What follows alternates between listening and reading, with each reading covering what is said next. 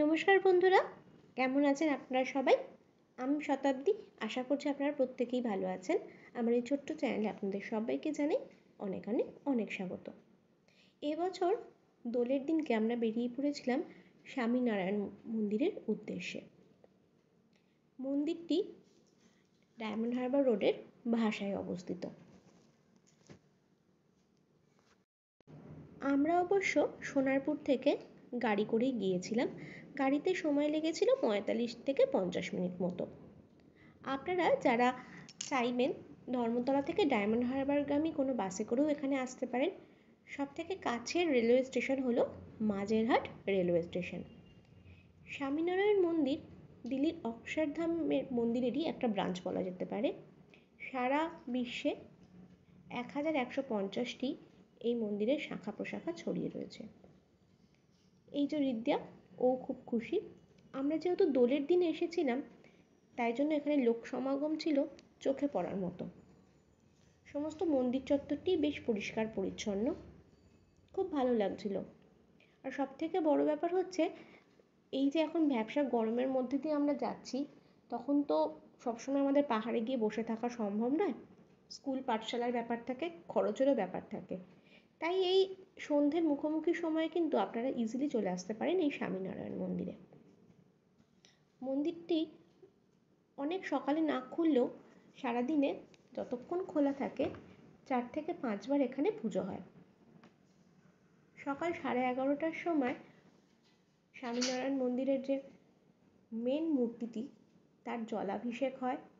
তারপর আস্তে আস্তে নানান রকম অনুষ্ঠানের মধ্যে দিয়ে মন্দিরটি সারাক্ষণই ভক্ত সমাগমে পরিপূর্ণ থাকে।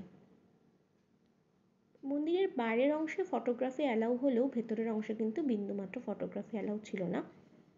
আমরা যতটা সম্ভব চেষ্টা করেছি বাইরের অংশটির ছবি তোলার। খুব সুন্দর লাগছিল, চারপাশে প্রচুর হাওয়া দিচ্ছিল। অ্যাকচুয়ালি এই দোলের দিনকে গিয়েছিলাম বলে বেশ বৃষ্টির মুখোমুখিও আমরা পড়ে গিয়েছিলাম। এক পশটা না, মানে যাকে বলে রীতিমতো আওয়াজ করে বিদ্যুৎ চমকে বৃষ্টি হচ্ছিল। জানেন বন্ধুরা, এখানে অনেকগুলো গোশালা রয়েছে, সেখানে গো সেবারও ব্যবস্থা রয়েছে। কেউ ইচ্ছা করলে সেখানে দান করতে পারেন। মন্দিরে প্রসাদী ফুল আর প্রসাদ দেওয়ার ব্যবস্থা আছে। মেন মন্দিরের তলার দিকে যে মন্দিরটি রয়েছে, সেখানে স্বামীনারায়ণের সোনার মূর্তি রয়েছে। মন্দিরের মধ্যে অবশ্য স্ন্যাক্স খাওয়ারও ব্যবস্থা রয়েছে। আমরা সেখান থেকেই খাবার খেয়ে বেরিয়ে এসেছিলাম। সম্পূর্ণ খাবারটিই ছিল নিরামিষ। মন্দিরটা বেশ সুন্দর, আপনারা চাইলে কিন্তু ইজিলি একবার ঘুরে আসতে পারেন। আমি কিন্তু প্রফেশনাল ট্রাভেল ব্লগার নয়, নিজস্ব অভিজ্ঞতায় আপনাদের সাথে শেয়ার করলাম।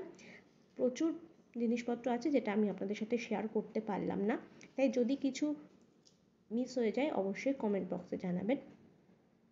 দেখা হচ্ছে পরের অন্য ব্লগে। প্রত্যেকে নিজেদের খেয়াল রাখবেন, সুস্থ থাকবেন। আর একটা কথা বলি, এখানে কিন্তু পার্কিং স্পেসটি বেশ বড়। অনেকক্ষণের জন্যই গাড়ি আপনারা নিশ্চিন্তে পার্ক করে মন্দিরটা ঘুরে দেখতে পারবেন।